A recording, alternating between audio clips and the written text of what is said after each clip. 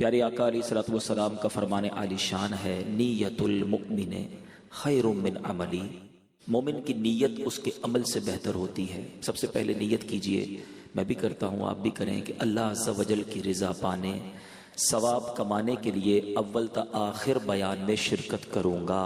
ادھر ادھر دیکھنے سے بچتے ہوئے، بات چیت کرنے سے بچتے ہوئے، موبائل فون کے استعمال سے بچ کر، ممکن ہوا تو بیان کی تعظیم کی نیت سے دو زانوں بیٹھ کر بیان سنوں گا۔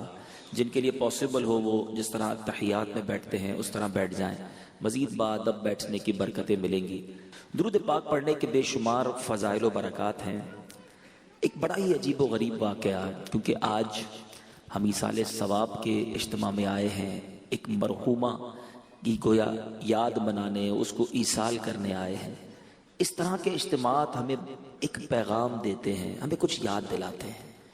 اسی یاد کو مزید آگے بڑھاتے ہوئے درود پاک کی فضیلت سنیے گا۔ حضرت علامہ ابو عبداللہ محمد بن احمد مالکی قرطبی رحمت اللہ تعالی علیہ نقل کرتے ہیں کہ حضرت سیدنا حسن بصری رحمت اللہ تعالی علیہ کی خدمت بابرکت میں حاضر ہو کر ایک عورت نے عرض کی۔ سیدنا حسن بصری اللہ کے بہت بڑے ولی گزرے۔ عورت نے کہا کہ حضور میری جوان بیٹی کا انتقال ہو گیا ہے، کوئی ایسا وظیفہ، کوئی ایسا عمل بتائیں کہ میں اپنی بچی کو خواب میں دیکھوں، پتہ تو چلے کہ اس کا حال کیا ہے۔ حضرت نے اس کو ایک وظیفہ بتا دیا۔ کچھ دنوں کے بعد وہ عورت گھبرائی ہوئی آئی کہ حضور میں نے اپنی بیٹی کو دیکھا ہے، میری بیٹی تو بہت تکلیف میں ہے، اس کے بدن پر تارکول کا یعنی ڈامر کا لباس ہے، گردن میں زنجیریں ہیں، پاؤں میں بیڑیاں ہیں، اور میں وہ منظر دیکھ کر بڑی تڑپ رہی ہوں۔ حضرت حسن بصری کو اس نے یہ خواب سنایا۔ چند دنوں کے بعد سیدنا حسن بصری رحمت اللہ تعالی علیہ نے خود ایک خواب دیکھا کہ اس خواب میں ایک نوجوان لڑکی ہے جس کے سر پر تاج ہے، جنتی لباس پہنا ہوا ہے، اور جنت میں ایک تخت پر بیٹھی ہوئی ہے۔ وہ لڑکی کہتی، حضور میں ہی وہ لڑکی ہوں جس کی والدہ کو آپ نے وظیفہ بتایا تھا۔ حضرت حسن بصری فرماتے، تیری ماں نے تو، تیری والدہ نے تو مجھے کچھ اور ماجرا بتایا تھا کہ تم عذاب میں، پریشانی میں، تکلیف میں تھی، آج تو تم جنت کے مزے کر رہی ہو۔ کہتے حضور بات ایسی ہی تھی کہ میں عذاب میں تھی، مگر ہماری جس قبرستان میں قبر تھی وہاں ایک عاشق رسول کا گزر ہوا، اس عاشق رسول نے مصطفیٰ جان رحمت، شمع بزم ہدایت، نوشہ بزم جنت، طے کرے جود و سخاوت، صلی اللہ تعالی علیہ وسلم کی ذات پر درود بھیجا۔ اس درود شریف کا ثواب ہمیں ایصال کر دیا۔ اللہ نے اس ایک درود پاک کی برکت سے ہم 560 قبر والوں سے عذاب کو اٹھا لیا۔ اب ذرا سوچئے کہ ایک درود پاک کا ایصال کرنا مردوں کو کیسا کام آتا ہے۔ اب اس واقعے سے ایک اور بات سیکھنی ہے نا، کہ جب درود پاک ایصال کرے، مردوں سے عذاب اٹھ جائے، جو خود درود پاک پڑھے اس کا کیا عالم ہوگا۔ تو جتنا ہو سکے اپنی زندگی میں درود پاک کو شامل کیجئے۔ اور اس واقعے سے ایک اور بات سیکھنے کو مل رہی ہے کہ اپنے مرحومین کو نہ بھولیے، دنیا سے جانے والوں کو نہ بھولیے، جن کے ساتھ زندگی کے شب و روز گزرے ہیں، جنہوں نے ہماری تربیتیں کی ہیں، جنہوں نے ہم پر احسانات کیے ہیں۔ زندگی میں یہ ایسے موقع آتے ہیں، مگر احسان فراموش انسان کو نہیں ہونا چاہیے۔ ہم میں سے بہت سے وہ ہیں جن کے والدین نہیں ہیں آج دنیا میں، ہم میں سے بہت سے وہ ہیں جن کے اساتذہ نہیں ہیں، ہم میں سے بہت سے وہ ہوں گے جن کے دوست نہیں ہیں، آج بھائی نہیں ہیں، بہنیں نہیں ہیں، چچا نہیں ہیں، ماموں نہیں ہیں۔ انہوں نے ہمارے ساتھ زندگی گزاری ہے، ہمارا کچھ تعلق رہا ہے۔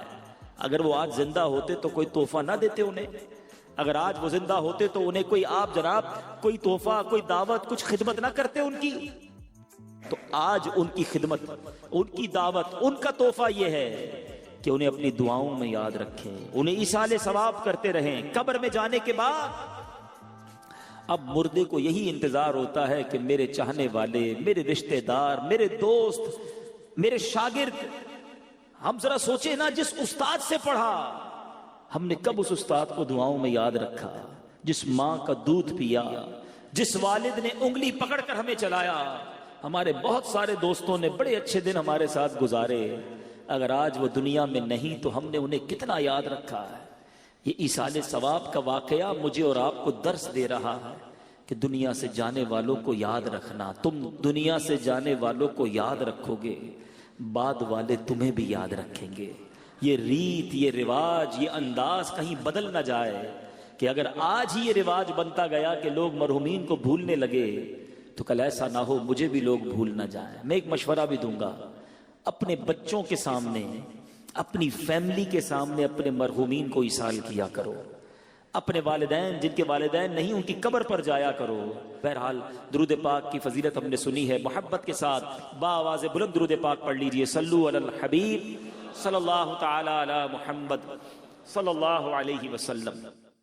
موت ایک ایسی حقیقت ہے، ایک ایسی ریئلٹی ہے کہ جس سے کسی کو انکار نہیں ہے. کمال یہ ہے بہت ساری ایسی ہمارے بلیفز ہیں جس میں دوسرے مذہب والے نہیں مانتے. کئی قومیں کچھ اور مانتی ہیں، کئی مذہب والے کچھ اور کسی بات کو سمجھتے ہیں، ہم کچھ اور سمجھتے ہیں. مگر موت ایک ایسی حقیقت ہے کہ دنیا کے تمام مذہب والے، دنیا کے تمام ملکوں میں رہنے والے، انٹلیکچوئلز ہوں، پڑھے لکھے ہوں یا جاہل ہوں، ہر کوئی مانتا ہے کہ موت آنی ہے، اس سے فرار نہیں ہے. اور میرے میٹھے اسلامی بھائیوں، آج ایک قرآنی واقعے کے ذریعے سمجھیں گے کہ سب سے پہلے دنیا میں موت کس کو آئی، سب سے پہلے دنیا سے انتقال کس نے کیا، اور سب سے پہلے تدفین کس کی ہوئی اور کیسے ہوئی. یہ قرآنی واقعہ آپ کی اور میری معلومات میں اضافے کا باعث بھی بنے گا. عجائب القرآن میں حضرت علامہ عبد المصطفیٰ اعظمی علیہ رحمۃ اللہ کبھی تحریر فرماتے ہیں، روئے زمین پر سب سے پہلا قاتل قابیل تھا جس نے اپنے ہی بھائی حابیل کو قتل کیا. یہ دونوں حضرت آدم علیہ السلام کے فرزند ہیں، اور دونوں کا واقعہ کیا تھا کہ حضرت حوا کی ہر حمل میں ایک لڑکا پیدا ہوتا اور ایک لڑکی پیدا ہوتی. اللہ تبارک و تعالیٰ نے اس دنیا کا نظام چلانا تھا، اس وقت کوئی اور جوڑا تو تھا نہیں، تو حضرت آدم اور بی بی حوا کے یہاں ہر حمل میں ایک لڑکا پیدا ہوتا، ایک لڑکی پیدا ہوتی. ایک ہی باری میں جو بچے پیدا ہوتے وہ تو بھائی بہن کہلاتے. اگلی حمل میں جو لڑکا لڑکی پیدا ہوتے ان کی اب شادیاں ہو سکتی تھی، مگر ایک ہی حمل میں جو پیدا ہوئے وہ آپس میں شادی نہیں کر سکتے تھے. اس دستور کے مطابق حضرت آدم علیہ السلام نے قابیل کا نکاح لیوزا سے جو حابیل کے ساتھ پیدا ہوئی تھی اس کے ساتھ کر دیا. مگر قابیل اس پر راضی نہ ہوا، کیونکہ وہ اکلیما سے شادی کرنا چاہتا تھا جو زیادہ خوبصورت تھی، وہ اس کا طلبگار ہوا. حضرت آدم علیہ السلام نے بڑا سمجھایا کہ وہ تیرے ساتھ پیدا ہوئی ہے، وہ تیری بہن ہے، تو اس کے ساتھ نکاح نہیں کر سکتا. اب وہ نہ مانا، ضد کرنے لگا. یعنی پہلا گناہ بھی زمین پر ہوا تو وہ حسد ہوا ہے. بھائی کو بھائی سے حسد ہو گیا نا، یہ بھی سمجھنے والی بات ہے. اب اس کے بعد حضرت آدم نے کہا کہ ایسا کرو، دونوں اپنی اپنی قربانیاں پیش کرو، اللہ تبارک و تعالی جس کی قربانی قبول کر لے گا پھر اس کے بارے میں فیصلہ ہو جائے گا، اس کی بات مان لی جائے گی. اللہ کی شان دیکھو، یہ نبی پاک کی امت پر رب کا احسان ہے. آج میں اور آپ قربانی کرتے ہیں، صدقہ دیتے ہیں، ہم خود بھی کھاتے ہیں، دوسروں کو بھی کھلاتے ہیں، ہمارا صدقہ ہمارے ہاتھ میں ہی رہتا ہے. پہلے کی قوموں کا دستور یہ تھا کہ صدقہ رکھا جاتا، جس کا صدقہ قبول ہونا ہوتا آسمان سے آگ آتی اور اس آگ کو، اس صدقے کو لے جایا کرتی، جلا دیتی تو صدقہ قبول کہلاتا تھا. اب قربانیاں پیش کی گئیں. اب میرے میٹھے اسلامی بھائیوں، حضرت حابیل نے جو قربانی پیش کی اس کو قربانی کو آگ آئی آسمان سے اور وہ لے گئی. قابیل کے گیہوں چھوڑ دیے گئے. قابیل نے گیہوں پیش کیے تھے اور حابیل نے بکری کی قربانی پیش کی. اب قابیل کے دل میں حسد اور بغض پیدا ہوا کہ میرا بھائی جو ہے یہ اس لڑکی سے شادی کرے گا جس سے میں کرنا چاہتا ہوں. دوسری بات پتا چلی کہ کائنات میں پہلی لڑائی، پہلا جھگڑا، پہلا حسد ہونے کی وجہ بھی عورت تھی. یہ عورت کے فتنے سے اللہ مجھے اور آپ کو محفوظ فرمائے. اپنی آنکھوں کی حفاظت کیجئے، اپنے معاملات کو درست کیجئے. انسان پہلے کہتا ہے نہیں جناب میں تو بڑا نارمل ہوں، آپس میں رشتہ دار ہیں، لیکن ایک وقت ایسا آتا ہے کہ انسان کی آنکھوں پر جب نفسانی خواہشات کی پٹی آتی ہے، اب بھائی بھائی کو قتل کرنے کے لیے تیار ہو جاتا ہے. اب قابیل نے کیا کیا؟ قابیل نے حابیل کو قتل کر دیا. مگر اس سے پہلے تو کوئی مرا ہی نہیں تھا نا. وہ سوچتا رہا کہ اب میں لاش کا کروں کیا. کئی دنوں تک کاندھے پر اٹھائے لاش گھومتا رہا. تدفین تو ہوئی نہیں تھی نا، مرا ہی کوئی نہیں تھا دنیا میں، تو پتہ ہی نہیں تھا پروسیجر کیا ہے، مرنے کے بعد مردے کے ساتھ کرنا کیا ہے۔ اب اللہ تعالیٰ نے دیکھیں کیسا ایک حکمت کا نظام بنایا کہ قابیل کے سامنے ایک ایسا منظر آیا کہ دو کوے آپس میں لڑ پڑے، ایک کوے نے دوسرے کوے کو مار دیا۔ اب اس نے کیا کیا، اپنے پنجوں سے زمین کریدی اور پہلے کوے کی لاش اس میں دفن کر دی۔ گویا یہ پیغام دیا گیا، بتایا گیا کہ مردہ دفنانا ایسے ہے۔ تو اب قابیل نے حابیل کو دفنایا اور ان کو یوں سمجھیے کہ زمین میں ان کی تدفین ہوئی۔ تو اے میرے پیچھے اسلامی بھائیوں، پہلا قتل قابیل نے کیا، پہلا جرم حسد تھا، کس بنا پر ہوا یہ بھی آپ نے سنا، اور پہلی تدفین بھی حابیل کی ہوئی۔ اب آئیے تدفین کی بات کرتے ہیں۔ شریعت میں تدفین کا حکم کیا ہے؟ یاد رکھیے، مسلمان کی تجہیز و تکفین یہ فرض کفایہ ہے، یعنی سب پر فرض ہے، لیکن اگر کچھ لوگ مل کر ادا کر دیں تو یہ سب پر سے یہ فرض جو ہے یہ ادا ہو جائے گا۔ اور سبحان اللہ، یہ وہ نیکی ہے، لوگ عموماً اس سے کتراتے ہیں، یہ وہ کام ہے، یہ وہ اجر ہے کہ نبی پاک علیہ الصلوۃ والسلام نے ارشاد فرمایا، جو کسی میت کو نہلائے، کفن پہنائے، خوشبو لگائے، جنازہ اٹھائے اور نماز پڑھے، اور جو ناقص بات، بعض اوقات غسل کے دوران کوئی ایسی بات سامنے آتی ہے جو بتانے والی نہیں ہوتی، آقا فرماتے وہ ناقص بات اسے چھپا دے تو وہ گناہوں سے ایسا پاک ہو جاتا ہے جیسے پیدائش کے دن ہوا تھا۔ یعنی کتنی بڑی نیکی ہے، خوش نصیب ہیں وہ اسلامی بھائی، وہ اسلامی بہنیں جو اپنے آپ کو پیش کرتے ہیں اس نیکی کے لیے۔ لوگ کتراتے ہیں، یہ کام سیکھنا چاہیے اور اس پر عمل کرنا چاہیے۔ حضرت سیدنا جابر رضی اللہ تعالیٰ عنہ سے روایت ہے، تاجدار رسالت مخزن جود و سخاوت صلی اللہ تعالیٰ علیہ وسلم نے فرمایا، جو جنازے کے ساتھ چلا اور تدفین تک ساتھ رہا، اللہ عز و جل اس کے لیے 3 قیرات ثواب لکھے گا، جن میں سے ہر قیرات جبل احد سے بڑا ہوگا۔ یعنی جنازے کے ساتھ جانا، تدفین ساتھ رہنا، یہ کتنی بڑی نیکی ہے۔ اور سنو، کفن پہنانا کتنا پسندیدہ عمل ہے۔ نبی پاک علیہ الصلوۃ والسلام نے فرمایا، جس نے کسی میت کو کفنایا یعنی کفن پہنایا تو اللہ عز و جل اسے سندس کا لباس یعنی جنت کا انتہائی قیمتی ریشمی لباس پہنائے گا۔ سبحان اللہ، سبحان اللہ۔ اے میرے بیچے اسلامی بھائیوں، خوش نصیب ہیں وہ اسلامی بھائی جو ان نیکی کے کاموں میں آگے بڑھتے ہیں۔ اللہ سلامت رکھے دعوت اسلامی والوں کو۔ دعوت اسلامی نے تو باقاعدہ ایک شعبہ بنا دیا ہے، مجلس تجہیز و تکفین، جس میں اسلامی بھائیوں کو، اسلامی بہنوں کو باقاعدہ کورس کروایا جاتا ہے کہ آپ اس نیکی میں آگے بڑھیں اور یہ برکتیں لوٹنے۔ ہمیں بھی چاہیے۔ ویسے غور کرنے کی بات ہے کہ ہمارے گھر میں جنازہ نہیں ہوا تو ہونا ہے۔ میرے گھر میں آج تک جنازہ نہیں ہوا تھا، کئیوں کے جنازے میں گیا تھا، مگر اپنے گھر سے جب جنازہ اٹھا تو بہت کچھ احساس ہوا۔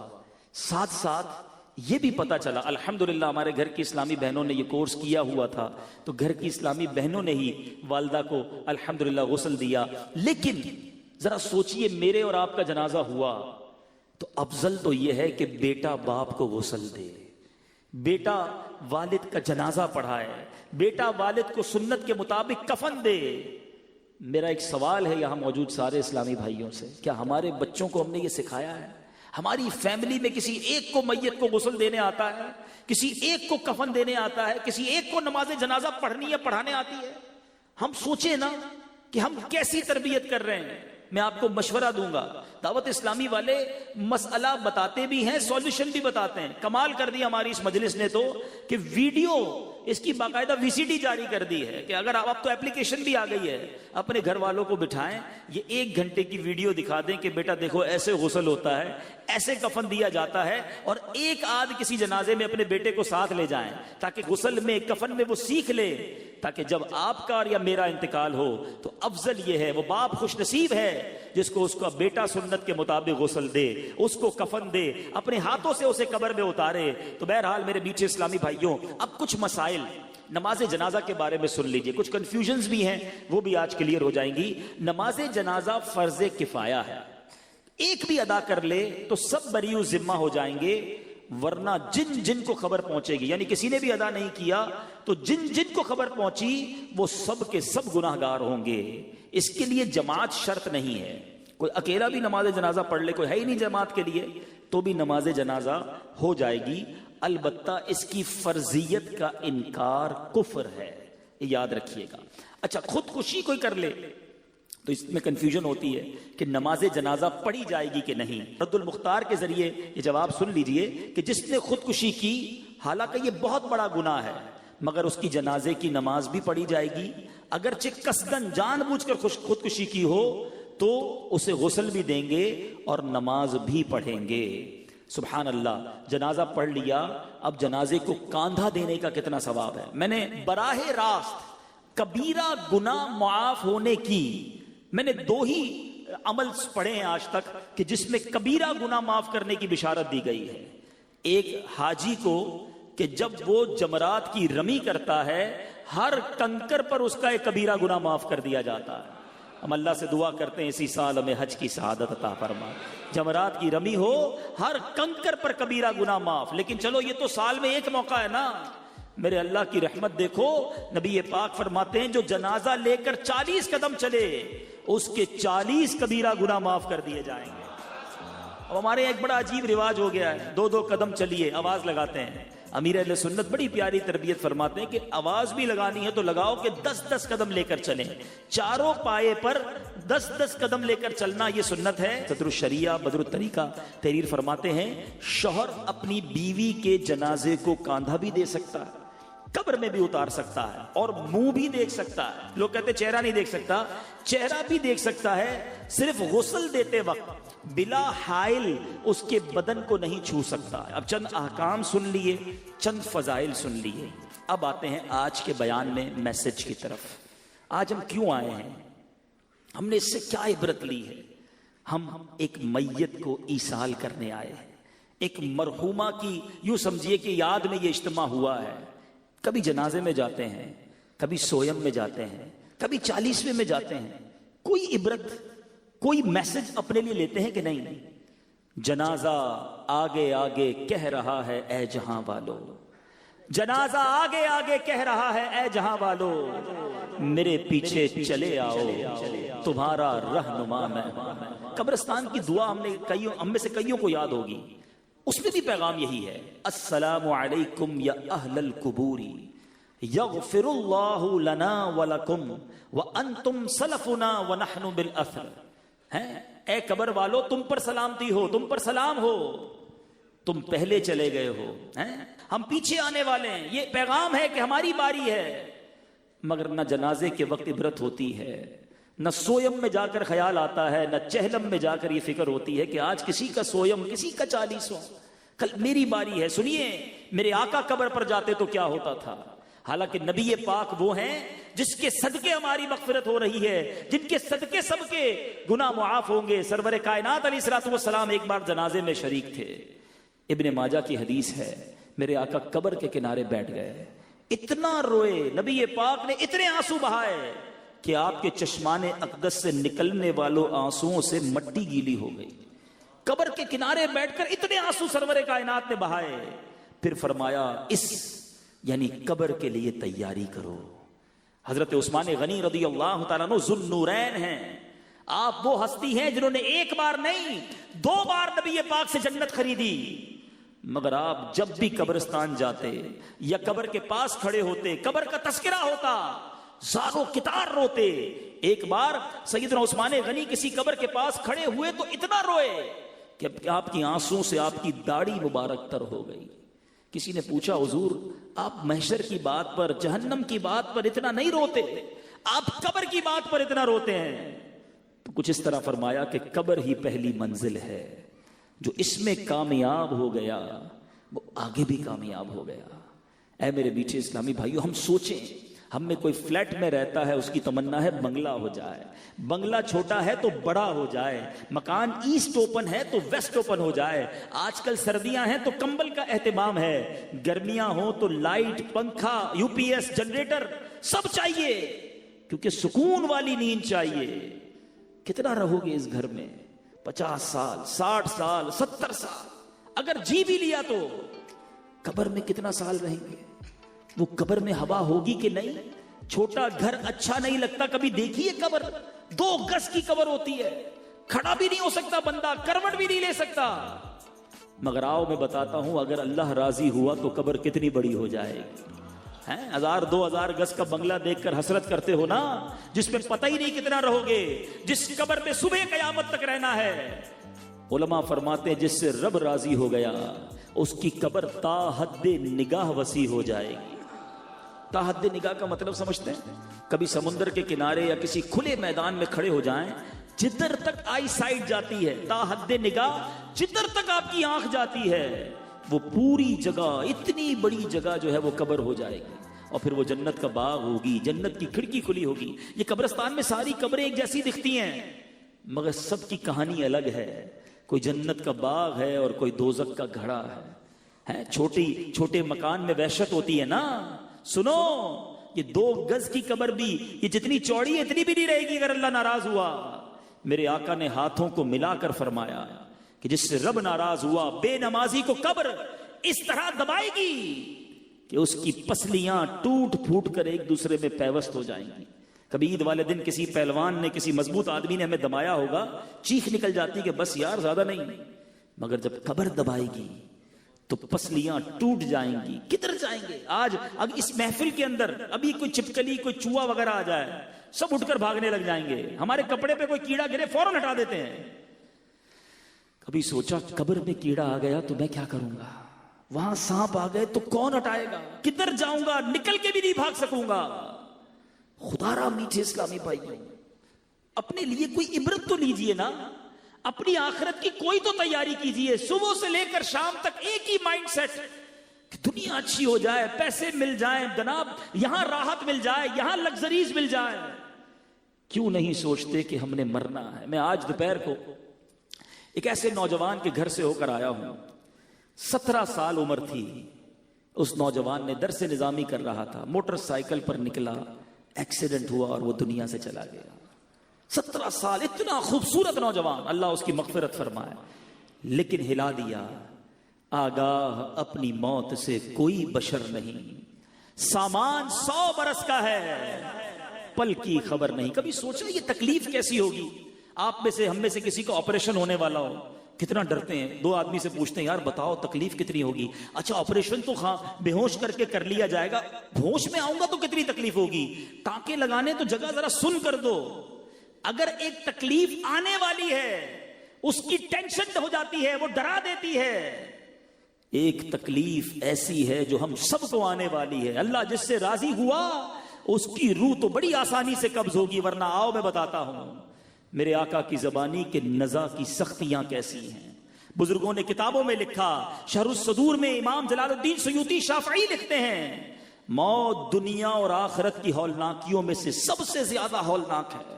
یہ آروں سے چیرے جانے سے زیادہ، کینچیوں سے کاٹے جانے سے زیادہ، اور ہانڈیوں میں ابالنے سے زیادہ سخت تر ہے۔ کوئی سوچ سکتا ہے اتنی تکلیف کے بارے میں؟ اگر مردہ زندہ ہو جائے اور اپنی موت کی نزا کی سختیاں دنیا والوں کو بتا دے تو ان کی نیند اڑ جائے، سارا عیش و آرام ان کا ختم ہو جائے۔ بے وفا دنیا پہ مت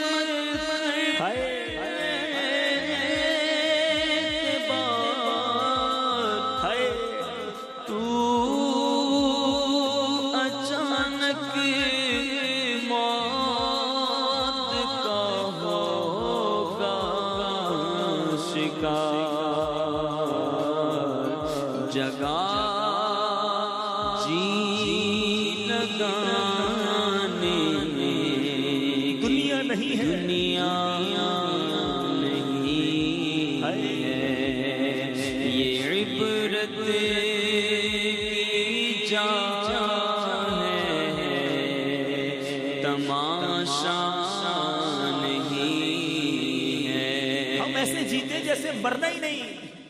سنو موت کی تکلیف کیسی ہوگی۔ حضرت عمر رضی اللہ تعالیٰ عنہ نے حضرت کعب رضی اللہ تعالیٰ عنہ سے فرمایا ذرا ہمیں موت کی شدت کے بارے میں بتاؤ۔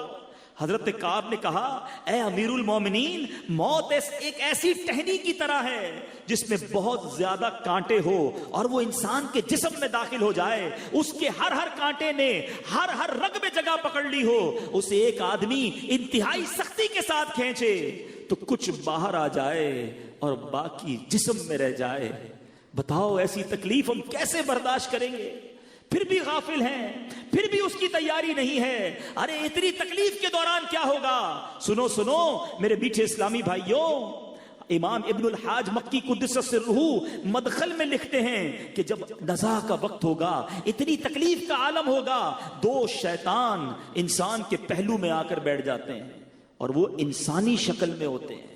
تکلیف میں تو ویسے بھی بات سمجھ نہیں آتی نا، وہ انسانی شکل میں آئیں گے۔ آخری وقت بھی شیطان کوشش کرتا ہے کہ ایمان چھین لے اور بندہ بے ایمان ہو کر دنیا سے جائے۔ سوچو ہم میں سے کس کو ایمان کی فکر ہے؟ ہم میں سے کون اپنی موت کی تیاری کر رہا ہے؟ آج صبح شام گناہ کر رہے ہیں۔ جگہ جی لگانے کی دنیا نہیں ہے، یہ عبرت کی جا ہے، تماشا نہیں۔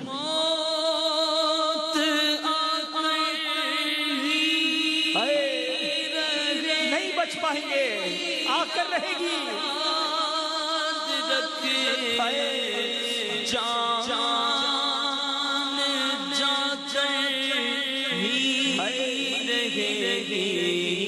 یاد رکھے جب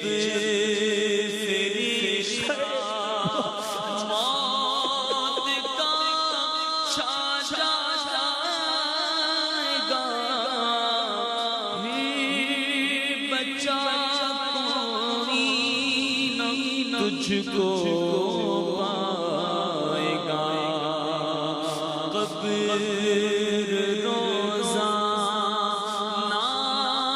یہ کرتی ہے پکار، مجھ میں ہے کیڑے مکوڑے بے شمار، جگہ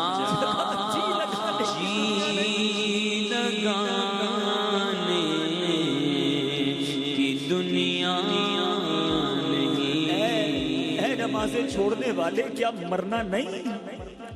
اے اپنی آنکھوں کو حرام سے پر کرنے والے کیا مرنا نہیں؟ اے اپنے کانوں کو حرام میوزک اور بری باتوں کو سے بھرنے والے تجھے مرنا نہیں؟ اے حرام کام کرنے والے، اے سود کا کاروبار کرنے والوں، اے جھوٹ بول کر اپنا مال بیچنے والوں، اے مسلمانوں کو دھوکہ دینے والوں، اے مسلمانوں پر ظلم کرنے والوں، مرنا نہیں؟ آج اکیلے میں بیٹھ کر ایسے گناہ کرتے جیسے کوئی دیکھ نہیں رہا، مگر یاد رکھو چھپ کے لوگوں سے کیے جس کے گناہ وہ خبردار ہے کیا ہونا ہے۔ ہم سب کو مرنا ہے، خدا را اس کی موت کی تیاری کر لو۔ آج توبہ کرنی ہے، وہ بڑا کریم ہے۔ ہو سکتا ہے کسی کے ذہن میں خیال آ رہا ہو گناہ تو بہت ہو گئے، نمازیں تو بڑی قضا ہو گئی، حرام کام تو بہت سارے ہو گئے، اب ہوگا کیا؟ بچوں گا کیسے؟ ہمارا رب بہت کریم ہے، وہ بڑا رحیم ہے۔ 70 سال بندہ گناہ کرے، ایک بار سچی توبہ کر لے، وہ کریم سارے گناہ معاف کر دیتا ہے۔ اس کی رحمت چاہتی ہے میرا بندہ بخشا جائے، پکارو تو صحیح اسے، ایک بار سر تو جھکاؤ اس کی بارگاہ میں کہ مولا معاف کر دے، ہو گئی غلطی مالک معاف کر دے، میں بڑا گناہگار ہوں مالک معاف کر دے۔ اکیلے میں کیے گناہ یہ جانتے ہوئے کہ تو دیکھ رہا تھا، مالک معاف کر دے۔ کر لیے حرام کام، آ گیا شیطان کی باتوں میں ہوں تیرا بندہ، تیرے سوا کون ہے میرا مالک معاف کر دے۔ میری ماں سے میں نے کئی بار معافی مانگی، ماں نے معاف کیا۔ اے اللہ تو 70 ماؤں سے زیادہ چاہنے والا ہے، اپنے اس گناہگار بندے کو معاف کر دے۔ خدا کی قسم ایک بار اس کریم کو پکارو تو صحیح، ایک بار سر تو جھکا لو اس کے سامنے، وہ کیسے معاف کرتا ہے۔ بہت بڑا اہتمام نہیں کرنا پڑتا، ایک بار دیکھو میرا رب شرمندگی کو کیسے قبول کرتا ہے۔ حضرت عمر رضی اللہ تعالیٰ عنہ ایک بار کہیں جا رہے تھے، ایک شخص کے ہاتھ میں شراب کی بوتل تھی. حضرت عمر نے اس کو پکڑا، کہا بتاؤ کیا ہے. حضرت عمر کی عدالت، آپ کا جلال، آپ کے فیصلوں کی ہیبت تھی. وہ شخص کہا آج تو مارے گئے. ہاتھ میں شراب کی بوتل ہے، حضرت عمر سامنے کھڑے ہیں. اس شرابی نے کیا کیا سنو، کہ ہاتھ نہیں اٹھائے، سجدے میں نہیں گیا، کھڑے کھڑے اپنے قریب کو پکارا بھی نہیں، دل میں عرض کی مالک آج بچا لے، اے اللہ آج عمر کے سامنے ذلیل ہونے سے بچا لے. مالک اب شراب نہیں پیوں گا، بس آج میں ذلیل نہ ہو جاؤں. سنو کتنی دیر لگی، سیکنڈز بھی نہیں لگے ہوں گے. دل ہی دل میں سچی توبہ کی. حضرت عمر نے کہا بتاؤ ہاتھ میں کیا ہے. شرابی کہتا ہے اس میں سرکہ ہے. حضرت عمر کہتے دکھاؤ. شرم لایا تھا نا، توبہ کی تھی نا، اللہ کو پکارا تھا نا. یہ بوتل نکال کر دیتا ہے اللہ کریم. وہ عیب چھپانے والے مالک نے اس شراب کو سرکے میں تبدیل کر دیا. دنیا میں کسی کو میرا عیب پتا چلے نا، لوگ انتظار میں بیٹھے ہوتے ہیں، پتا چلے اس کا کوئی عیب، میں دنیا کو بتاؤں، میسج کروں.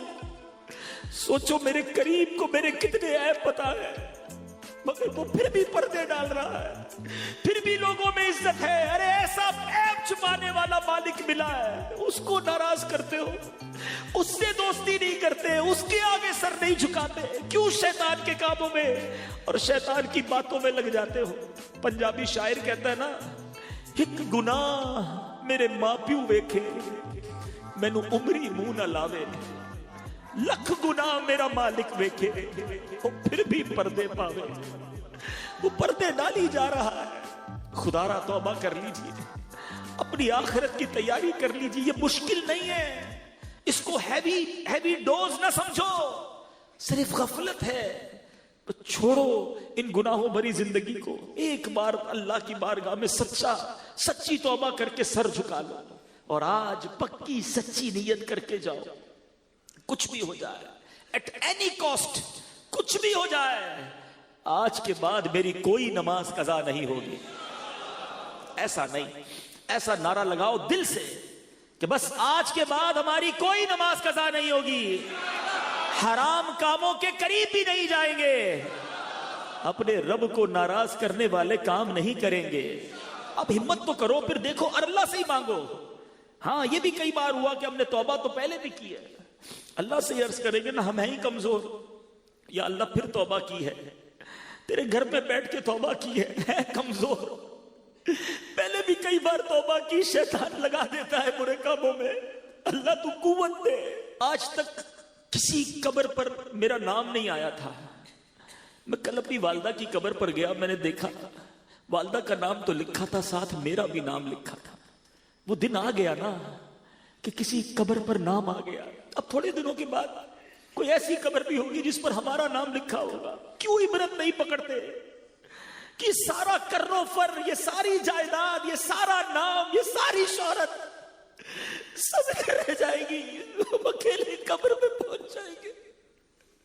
اگر اللہ ناراض ہوا تو مارے جائیں گے. میرے میٹھے اسلامی بھائیوں، مارے جائیں گے.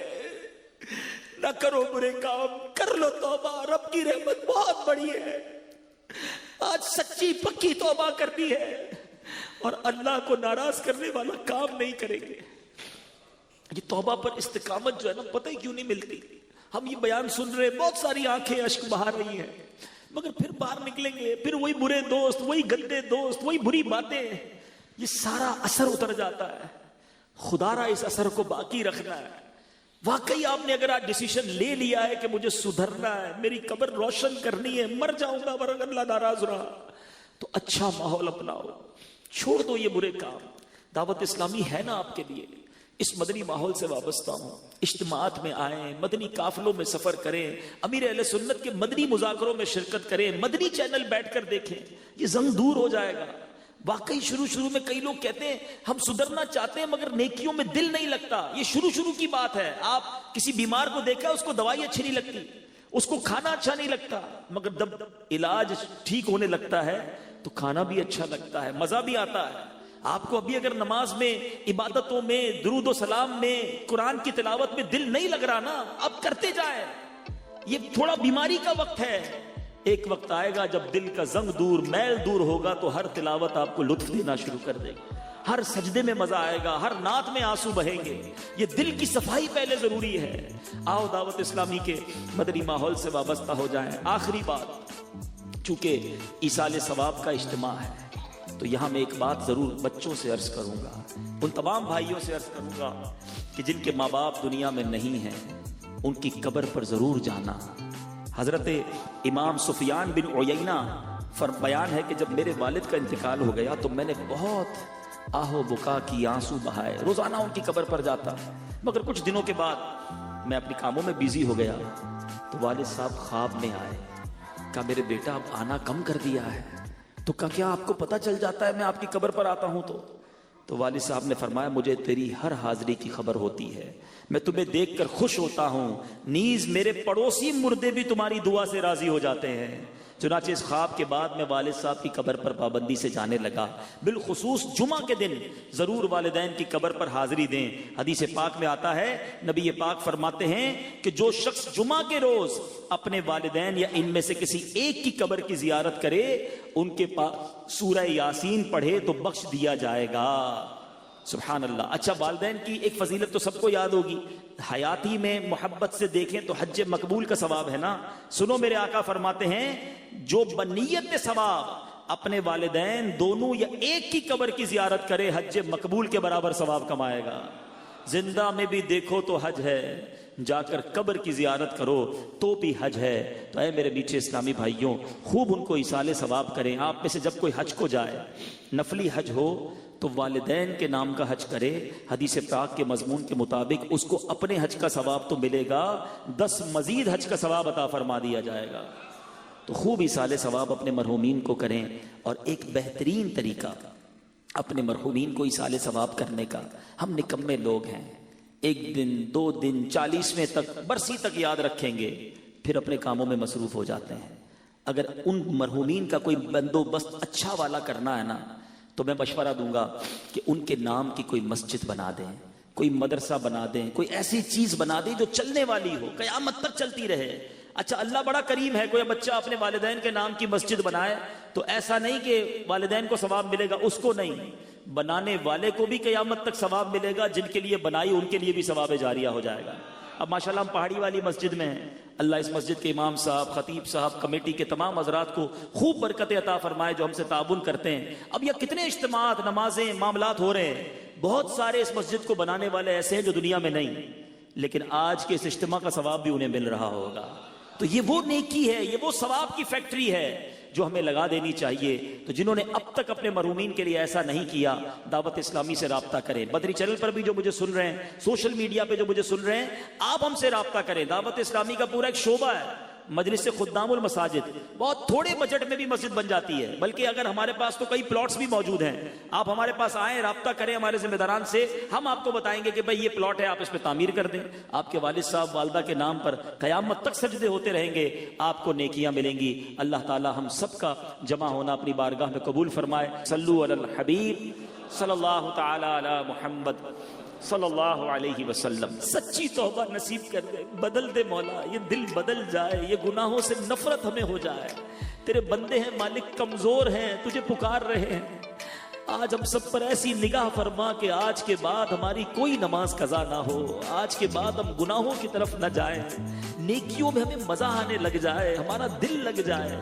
اے اللہ، حرام کاموں سے ہماری جان چھڑا دے، ہمارے بچوں کو نیک بنا، ہمارے گھر والوں کو نیک بنا، ہمارے مریضوں کو شفا عطا فرما، بے روزگاروں کو حلال طیب آسان روزگار دے دے، سب کے روزگار میں رزق حلال میں برکتیں عطا کر۔ ان اللہ وملائکتہ یصلون علی النبی یا ایھا الذین آمنوا صلوا علیہ وسلموا تسلیما۔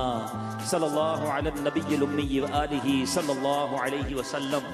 صلاۃ و سلاما علیک یا سیدی یا رسول اللہ۔ جب دمِ واپسی ہو یا اللہ، سامنے ہو روضہ رسول اللہ، اور لب پہ ہو لا الہ الا اللہ محمد الرسول اللہ.